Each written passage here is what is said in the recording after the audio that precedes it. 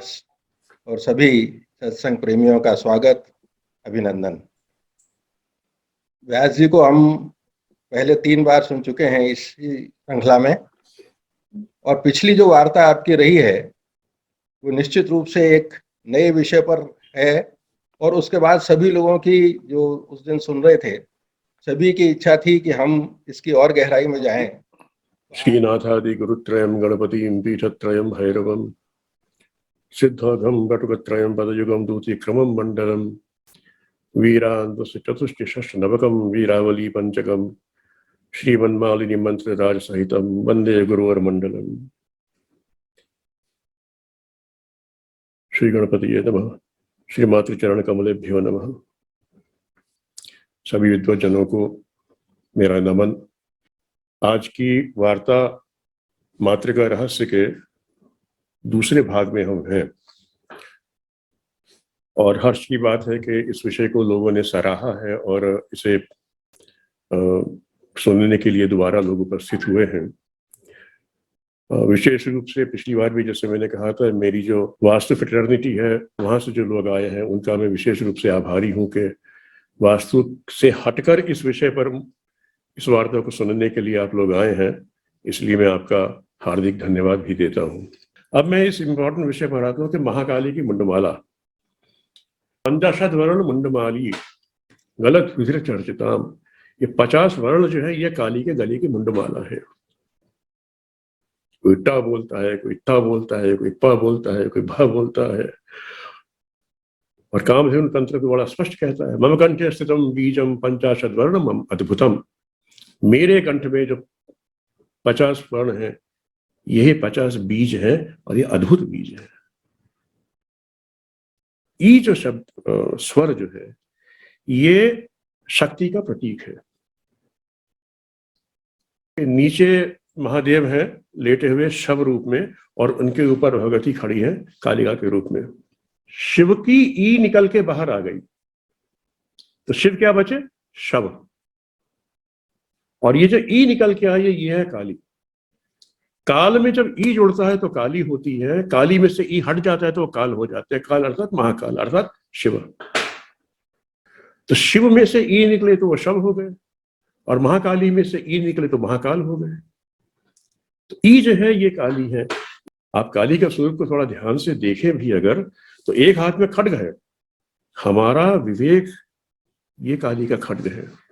The ability to discriminate between right and wrong, the ability to discriminate between justice and injustice, the ability to say that okay I am cutting down this what is unwanted, वो खड्ग है। एक हाथ में खड्ग है, एक हाथ में वरमुद्रा है, एक हाथ में अभय मुद्रा है, मां भय भय मत करो मैं हूं तुम्हारे साथ में। और चौथे हाथ में क्या होता है? एक मुंड है। तो शत्रु है, उसका वध करके उसका मुंड हाथ में धारण किया हुआ है। और ये शत्रु कौन? काम, क्रोध, रिपु, जो अष्ट रिपु है वो, अथवा हमारी वासनाएं, हमारे विकार, ये उनका प्रतीक है। हाथों की करघनी पहनी हुई है। She is wearing a skirt of the forehand. हाथ का मतलब है कर्म। कर्म धारण किया है करघनी के रूप में, ज्ञान धारण किया है मुंडमाला के रूप में, विवेक धारण किया है खड्ग के रूप में, और काल के ऊपर बैठी है ये बताने के लिए कि ये काल की शक्ति में हूं। ये महाकाली का स्वरूप है। तो जिस मुंडमाल को महाकाली धारण करती है ये वर्णमाला है। ये मातृका यंत्र है। अ आ ई उ रू रील रूल री ए ऐ ओ औ वंग क ख ग घ च छ ज झ य ट ठ ड ढ न। आप देख रहे हैं धीरे धीरे ये जो चाल है ये भीतर जा रही है। It is a clockwise movement going from outside to inside, और अंत में जाके ये हाँ पे आके रुकती है। ये गति शक्ति की गति है। हम देखें कि मंदिरों में जब परिक्रमा की जाती है तो वो भी क्लॉकवाइज परिक्रमा होती है। जो लोग वास्तु के क्षेत्र से हैं वो जानते हैं इस बात को कि clockwise movement is always preferred to an anti clockwise movement.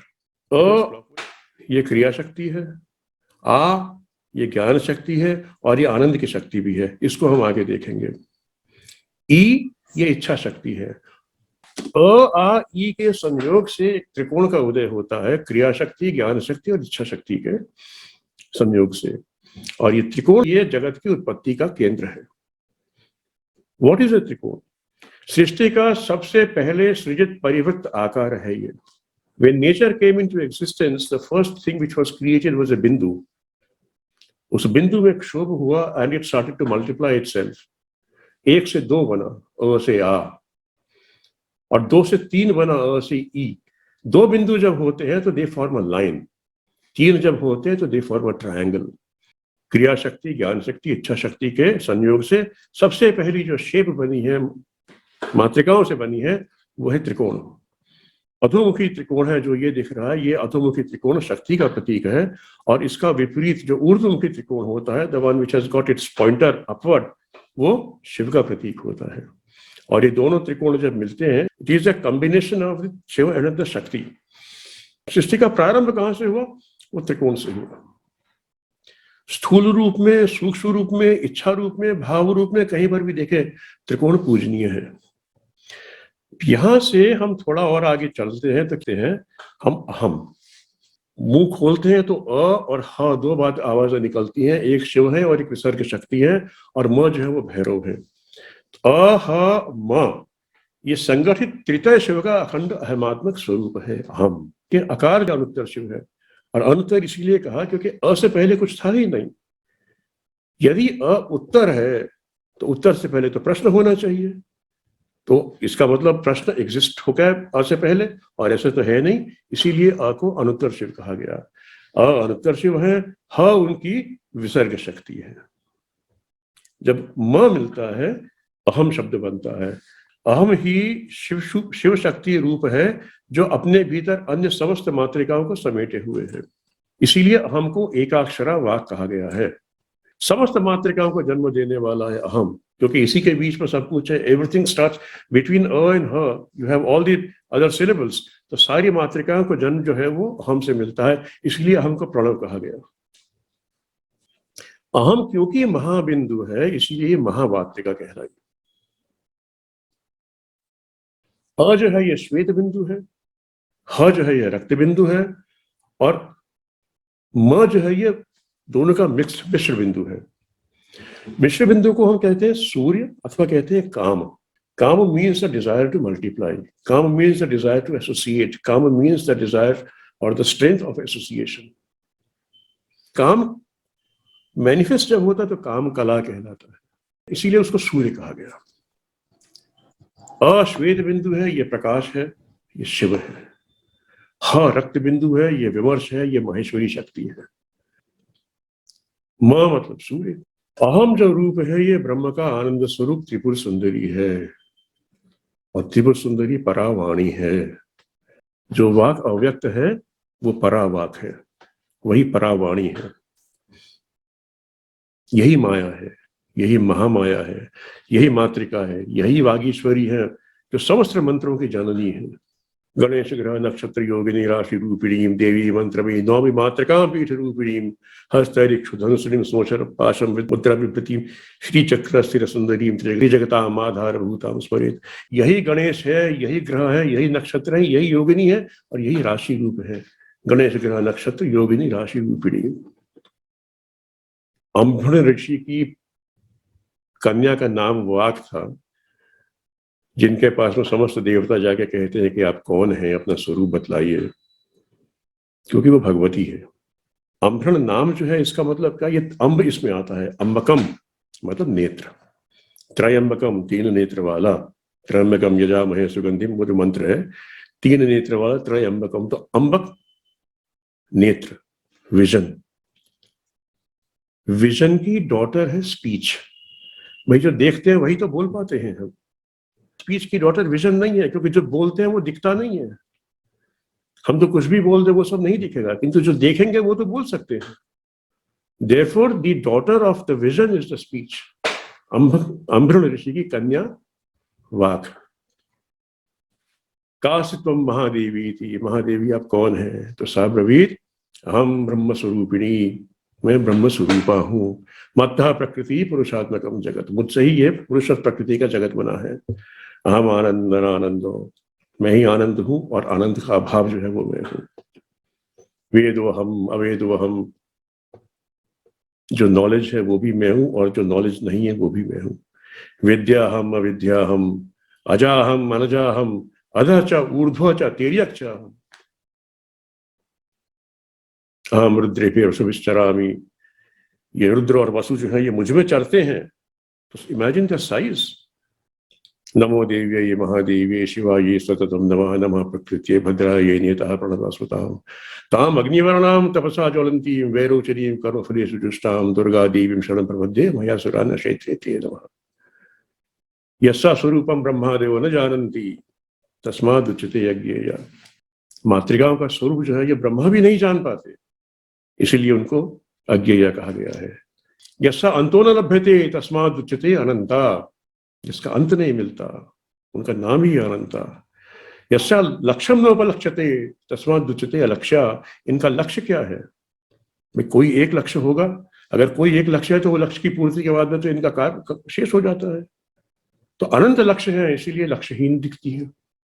यस्या जननम न उपलभ्यते तस्मादुच्यते अजा, इनका जन्म ही नहीं पता कहां से हुआ है। कोई मातृका जयंती तो बनती नहीं है, कोई दिन तो है नहीं कि ये मातृका जन्म दिवस हो, इसीलिए उनको क्या कहते हैं? अजा, जिसका जन्म नहीं हुआ। एक है विश्व रूपिणी तस्मादुच्यते एका, ये विश्व में एकमात्र है। समस्त विश्व, समग्र संसार, पूरा ब्रह्मांड जो है वो इन्हीं का बना हुआ है और दूसरा कोई है नहीं उनके जैसा। तस्मादुच्यते नैका, अतएव उच्यते अज्ञेय अनंत अलक्ष्य जय का नहीं कहती है। मंत्राणाम मातृका देवी शब्दानाम ज्ञान रूपिणी। मंत्रों में आप कौन है? मंत्रों में आप मातृकाएं हैं। मंत्रों का गठन जो है वो मातृकाओं से हुआ है। मंत्राणाम मातृका देवी, आप मंत्रों में मातृका है। यही महामाया, यही त्रिपुर सुंदरी, यही भगवती, यही दुर्गा, यही काली, जो भी नाम हम देना चाहे। शब्दानाम ज्ञान रूपिणी, शब्दों में आप कौन है? भगवती, शब्दों में आप ज्ञान है। ज्ञानानाम चिन्मयातीता, ज्ञान में आप चिन्मय से भी परे हैं। You are beyond thought, beyond imagination. शून्य नाम शून्य साक्षिणी, आप शून्य में शून्य की साक्षी हैं। It means infinity, the infinite ब्रह्मांड दैट वी हैव, ये शून्य है। उसका विटनेस तो इन्फिनिट से भी बड़ा होगा, छोटा तो हो नहीं सकता। भगवती का एक नाम है ब्रह्मांडोदरी, कि ब्रह्मांड जो है वो उनके उदर में है। मंत्राणाम मातृका देवी शब्दानाम ज्ञान रूपिणी ज्ञानानाम चिन्मयातीता शून्यानाम शून्य साक्षिणी। You are a witness to the infinite. What does it mean? You are bigger than the infinite. हमारे यहाँ एक परंपरा है कहने की कि कोई बहुत शक्तिशाली है तो उसके 1000 हाथ हैं, कोई बहुत सब कुछ देखने वाला है तो उसके 1000 नेत्र हैं। तो ये 1000 सहस्त्र जो शब्द है वहां पर वो कोई नंबर को क्वांटिफाई करने का तरीका नहीं है, वो एक बताने का तरीका है कि इन्फिनिट। पुरुष सूक्त में जो आता है कि 1000 हाथ वाला है, 1000 आंखों वाला है, 1000 बाहु वाला है। इसी प्रकार से यहाँ पर भी है कि आप शून्य की भी विटनेस हो। Another way of saying that you are infinitely big. तो मातृकाओं का जो संसार है वो कितना बड़ा है, कितना विशाल है, कितना विस्तारित है, वो हमको इस वहां से पता लगता है। ये जो टेक्स्ट है जिसकी मैं चर्चा अभी कर रहा हूं आपसे, देवी उपनिषद कहलाता है। उसी में जो बीज मंत्र हैं भगवती के, उन बीज मंत्रों की व्याख्या भी करी गई है। कामो योधे कमला वज्रपाणी गुहा हसा मातेश्वा भ्रमिंद्र पुनर्गुहा सकला माया पूर्च्य विश्वमातादि विद्योम ऐसा शक्ति ऐसा विश्वरूपिणी पाश अमृत धनुर्बाणधरा ऐसा श्री महाविद्या यह एवं वेद सशोकम तरती। जो इनको जानता है वो शोक से परे हो जाता है। Beautiful text and I implore upon you, go and have a look at that. इन्हीं मातृकाओं से सृष्टि है, इन्हीं मातृकाओं से स्थिति है और इन्हीं मातृकाओं से संहार है। त्रिपुर सुंदरी का जो स्वरूप है परदशा में इच्छा ज्ञान क्रिया, जो परावाणी का परावाक स्वरूप है, मातृकाएं अर्थात ज्ञान। ज्ञान का स्टोरेज कहाँ है? परावाक में समस्त ज्ञान एकत्रित एक रूप में है और ये इनएक्सप्लिकेबल और अनएक्सप्रेस्ड स्टेट के अंदर है। हम जब विचार करते हैं किसी विषय के बारे में तो at the click of a moment we get an idea, इसको ऐसे ऐसे करना चाहिए. That is the thought which is not expressed yet. ये परावाक है जो नीचे उतर के आया, ये बीच की सिचुएशन है बोलने से पहले की. तो ये मध्यम की सिचुएशन है, बीच की है, तो ये मध्यमा कहलाती है. दैट थॉट ट्रेवल्स फ्रॉम परा टू मध्यमा, और फिर जब हम उसे बोलते हैं तो ये वैखरी हो जाती है. परदशा में इच्छा शक्ति है, ज्ञान शक्ति है, क्रिया शक्ति है, और सूक्ष्म दशा में यही वामा ज्येष्ठा रौद्री बन जाती है. और स्थूल दशा जो है, जब when it manifests in the universe, यही सृष्टि स्थिति और संहार बनती है. मातृका की क्रिया शक्ति से विश्व में काल क्रम का प्रसार होता है. काल की उत्पत्ति कहां से हुई? क्रिया शक्ति से. कैसे? When there is a manifestation of sound, there is a gap between two sounds. तो ये जो प्रोसेस जो है, इसके बीच में काल तो आया. छंद जो होगा वो ताल के बिना तो होगा नहीं, और ताल जो है वो उसमें लय होती है, और ये लय जो है उसके कारण, उसका कारण क्या है? उसका कारण काल है. हमने शायद पिछली बार इस पे थोड़ी सी चर्चा करी थी. that when the divine decided, in a very nutshell I'm explaining this, when the divine decided to manifest, तो सबसे पहले वो 1 से 2 बने.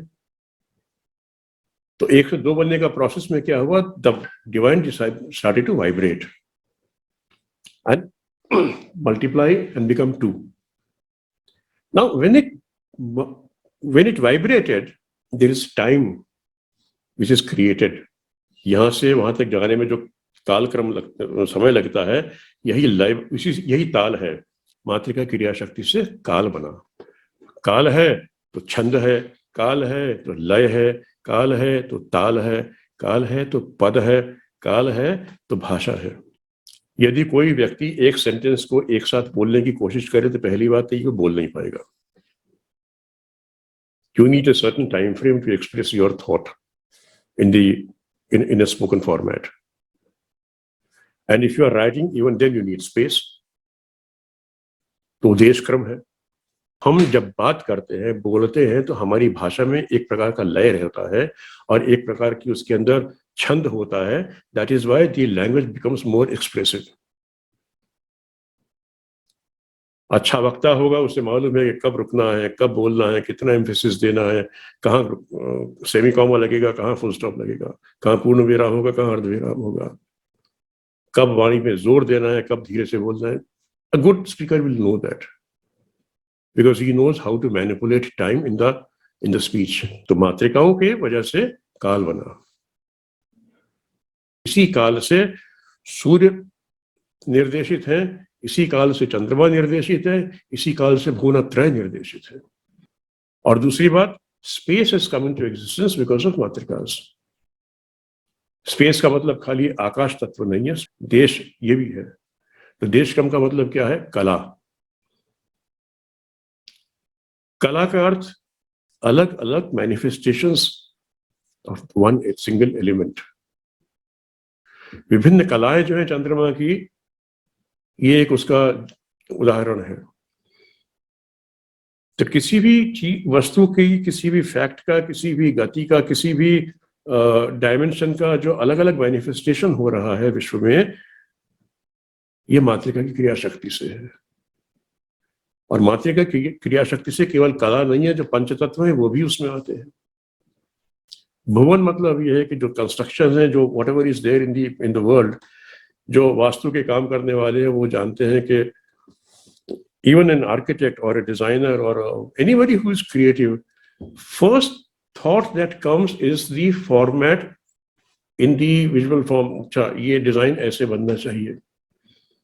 तो ये मातृका की क्रिया शक्ति है. भुवन का मतलब ये वहां से हम ले, मातृका की क्रिया शक्ति वहां पे.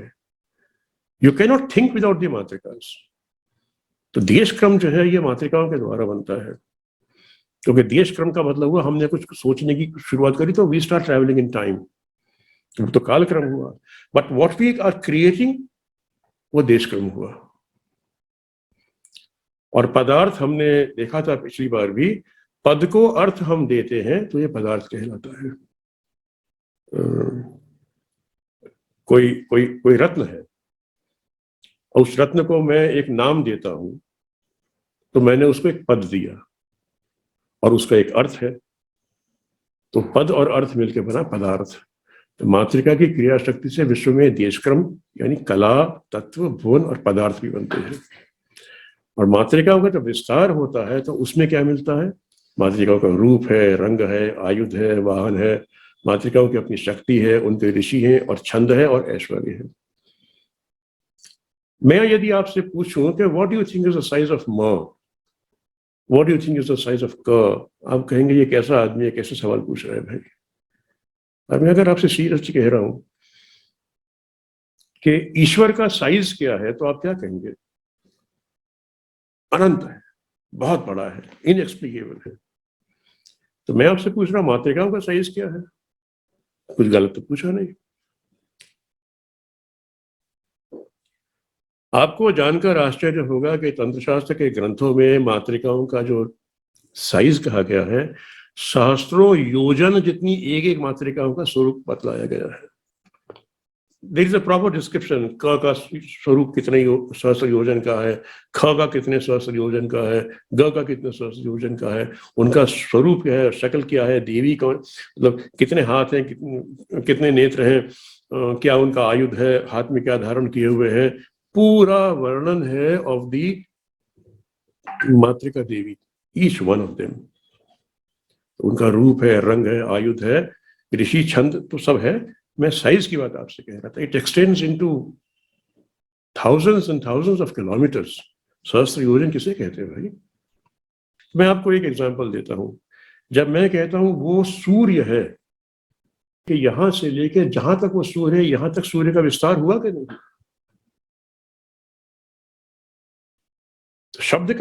शब्द विस्तार जो है वो कोई सहज रूप से ऐसा नहीं कि इतना सा बोल दिया तो इतना सा ही हो गया।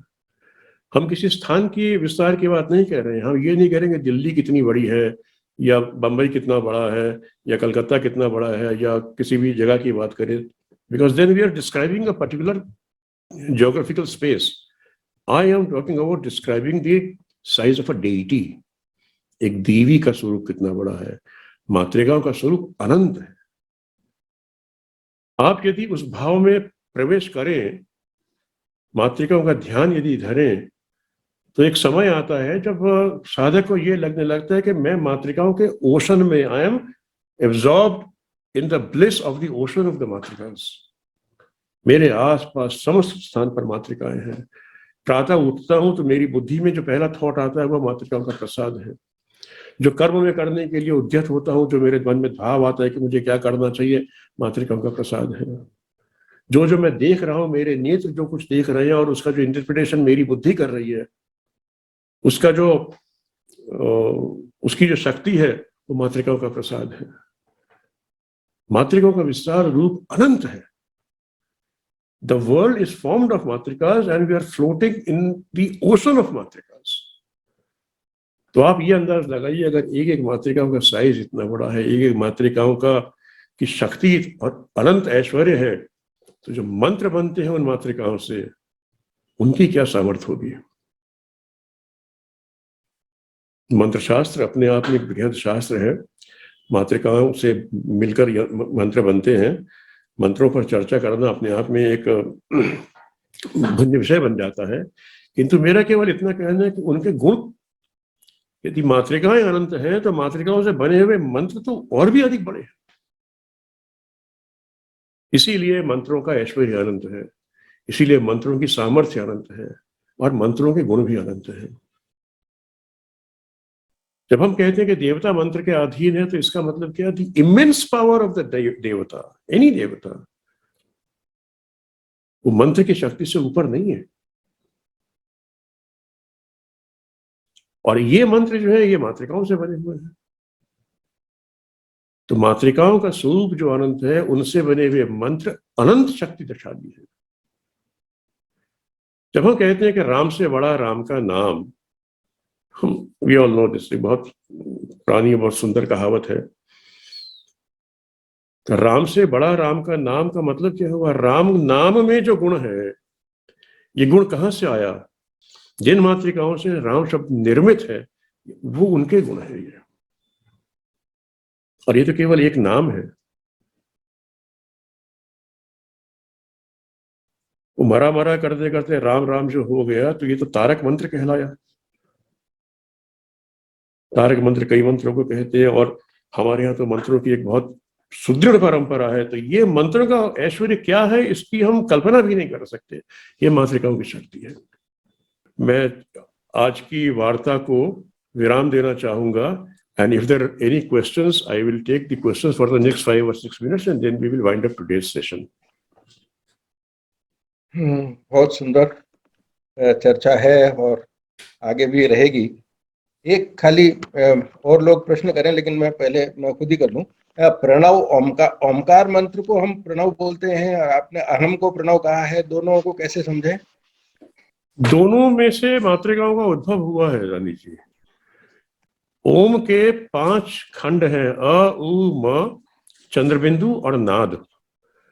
इनमें से मातृकाओं का उद्भव, ये पूरे जितने भी वर्ण है, स्वर और व्यंजन, इनकी उत्पत्ति अलग अलग भागों से हुई है। और यही भाग जो है ये अहम में से भी हुई है। अ और ह और म के बीच में जो अ तो आरंभ है, ह विसर्ग शक्ति अंत में है, और इनके बीच में ही सारे हैं। तो उत्पत्ति इनकी भी वहां से हुई है, क्योंकि प्रणव से उत्पत्ति वर्णों की हुई है और अहम से भी उत्पत्ति वर्ण की हुई है, इसीलिए हमको प्रणव कहा गया है। गुप्ता जी, मैं पिछली और आज की वार्ता का सारे का संयोजन तो नहीं करना चाहूंगा क्योंकि समय नहीं है, लेकिन इतना मैं जानता हूं कि ये स्थूल से सूक्ष्म की ओर यात्रा का एक उपक्रम है। बिल्कुल सही है, जिसको हम रिवर्स इंजीनियरिंग कहेंगे। और चूंकि अरुण जी का तो नाम ही अरुण है, अरुण का अर्थ ही सूर्य का सारथी होता है, और वो रक्तवर्ण होता है, लालिमा होती है, वो ज्ञान का प्रतीक भी होता है। ये अक्षर है, अक्षर का अर्थ है जिसका क्षरण नहीं होता। और ये जो हमारा व्यक्त वाक है, ये वाक देवी को हमने इसके लिए संज्ञा दी है। तो ये जो व्यक्त वाक है, जो मैं शब्द में बोल रहा हूँ, ये शब्द कुछ वर्णों से बने हैं, और जो वर्ण बने हैं क्योंकि वो उसकी जननी है, इसलिए वो मातृका है। तो मातृका का मतलब मातृशक्ति, जो मैं समझा हूँ। अरुण जी कैन करेक्ट मी। और ये जो बताया कि हम नाम लेते हैं, नाम तो हम कुछ संज्ञाओं को निर्मित करते हैं, और वो नाम जो है वो वर्णों का संयोजन ही तो है, और उस संयोजन से किसी भी एक चीज की पहचान बनाते हैं। क्योंकि हम लोग शरीरधारी हैं, तो हमारे लिए एक नाम की आवश्यकता अवश्य होती है, और वो भी केवल उसी को जिनके पास व्यक्त वाक है। मनुष्य, ये केवल मनुष्य जाति के पास है। बाकी अन्य जितनी भी जातियां हैं, योनि हैं, उनको किसी नाम की अपेक्षा भी नहीं है, क्योंकि उनके अंदर में व्यक्त वाक नहीं है। वो जैसा बोला इन्होंने, त्र्यंबकम विजन लीड्स टू स्पीच। देखते हैं तो तुरंत मन से अपनी बात को व्यक्त करने का जो देखा है, इसकी आवश्यकता लगती है। तो मैं तो साधुवाद देना चाहता हूँ। बहुत ही रोचक, बहुत ही अच्छा और बहुत ही गूढ़ विषय की विवेचना के लिए अरुण जी मैं आपको प्रणाम करता हूँ।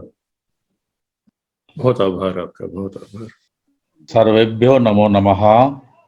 एक छोटा सा, आप बहुत ही गूढ़ विषय अरुण जी ने लिया है, और उसमें भगवती त्रिपुर सुंदरी की और श्री विद्या में कहूँगा, इसकी भी चर्चा इन्होंने की। काम कला का भी इन्होंने यहाँ पर एक पुट लिया। तो क्या भविष्य में कभी आप काम कला का विस्तार से वर्णन करेंगे? पांडे जी, मैं प्रणाम करता हूँ आपको। मेरे लिए तो सबके आदेश है, भगवती के आदेश होते हैं। इस प्रकार के जब बात उठती है तो निश्चित रूप से ये बड़े साधारण स्तर से नहीं आ रही है ये बात, और ये भाव जो है आपका, ये भी कोई साधारण स्तर का भाव नहीं है। भगवती इस योग समझे मुझे, इसे सक्षम समझे मुझे, और यदि मुझे आज्ञा हो, आदेश हो, तो निश्चित रूप से उस पर जाएंगे। शुद्ध अध्वा की बात भी थी, षडध्वा की भी बात थी, जो मैंने पहले कहा था, काम कला की भी बात थी, बात है। ये तो ऐसे विषय हैं जो मेरे हृदय के बड़े करीब विषय हैं, और मेरा तो सौभाग्य रहेगा इस पर यदि चर्चा करने का मुझे आदेश होता है और मुझे अवसर मिलता है, तो क्यों नहीं, अवश्य। आपने ये बात उठाई, साधुवाद और प्रणाम आपको। अरुण जी को मेरा प्रणाम। सर प्रणाम। सर, आपने जैसे कहा कि हर शब्द का एक रेंज होता है उसका, एंड विस्तार। एट टाइम्स इन्फिनाइट, तो इसीलिए क्या हमारे मंत्रों में एक संख्या दी हुई इस मंत्र को सिद्ध करने के लिए इतनी जाप करना जरूरी होता है, so that it reaches its destination?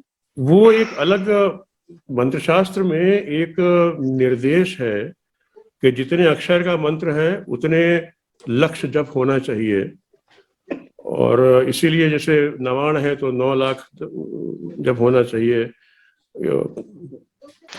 पंचाक्षरी है तो 5 लाख जप होना चाहिए। वो निर्देश वहां से निकल के आता है। और फिर साथ में ये भी कह दिया है कि कलयुग में उसकी चौका it has to be multiplied by 4 times. तो जो 9 लाख थे वो 936 लाख हो गए, 5 जो था वो 20 लाख हो गया। ये निर्देश इस कारण से नहीं है कि मातृकाओं के विस्तार कितना है, ये मंत्रशास्त्र का निर्देश है कि जितने शब्द हैं उतने लक्ष्य जप होना चाहिए। सर, मैं प्रियंका कुलकर्णी, प्रणाम सर आपको। आपने बहुत ही रोचक और बहुत ही गूढ़ विषय का ज्ञान हमें दिया है। मैंने ये कश्मीर सेविज्म पढ़ा है और थोड़ा सा बहुत सालों पहले पढ़ा भी था। तो मेरा प्रश्न ये है कि ये जो भी वर्णमाला है उसका अनुभूति से भी संबंध होता है ना? जैसे अभी हम भय की भाषा अगर भय बोलते हैं, अगर भ है उसमें, तो उसकी अनुभूति जैसे पेट से या स्वादिष्टान चक्रा से या जहां से हमें भय की अनुभूति अनुभव होता है वहां से होता है, या आनंद है वो जो है हमारा जो फेस का भाग है या चेस्ट के ऊपर का भाग है, वही तक उसका उच्चारण भी वैसे ही होता है, या दंतव्य तालव्य ऐसे जो शब्द होते हैं। तो ये क्या ऐसे भी हम इसको देख सकते हैं, समझ सकते हैं? प्रियंका जी आपको नमस्कार है मेरा। हाँ प्रणाम। जिस भी स्पंदन में शक्ति होगी वो अनुभूति के स्तर पे तो उसका अनुभव होगा ही।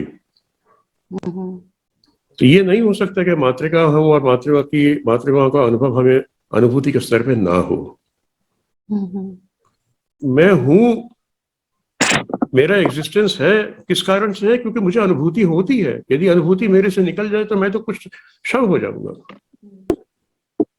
महेंद्र, नमस्कार सर, ये this is my first session and you know I am really grateful to Dani sir, जो मेरे को इस लर्निंग में मेरे को इन्होंने मोटिवेट किया है। सो ऑनेस्टली स्पीकिंग, इतनी डेप्थ में जो चीजें बताई गई है, I think it's going to take little more time for me to you know the means come to it, you know, the proper understanding, but you know, I thoroughly enjoyed and I could really relate it, mean how much practical, you know, when एक live perspective में कितनी practical बातें बताई गई हैं। तो I am really grateful and thank you Arun ji, आपने एक बहुत ही सुंदर और सरल तरीके से जो आपने जो ज्ञान दिया, thank you sir. Thank you so much, thank you. नमस्ते अरुण जी, नमस्ते सभी को। बहुत ही beautiful, I was enjoying very much. Arun ji, basically correct me if I am wrong, because the whole world is made of vibration. The matrikas are basically the seed sound vibrations on which the whole of the physical manifestation of the world has taken place. It is not only the physical manifestation, even the mental world. Yes. Even the mental world. Thank you so much. Pleasure listening.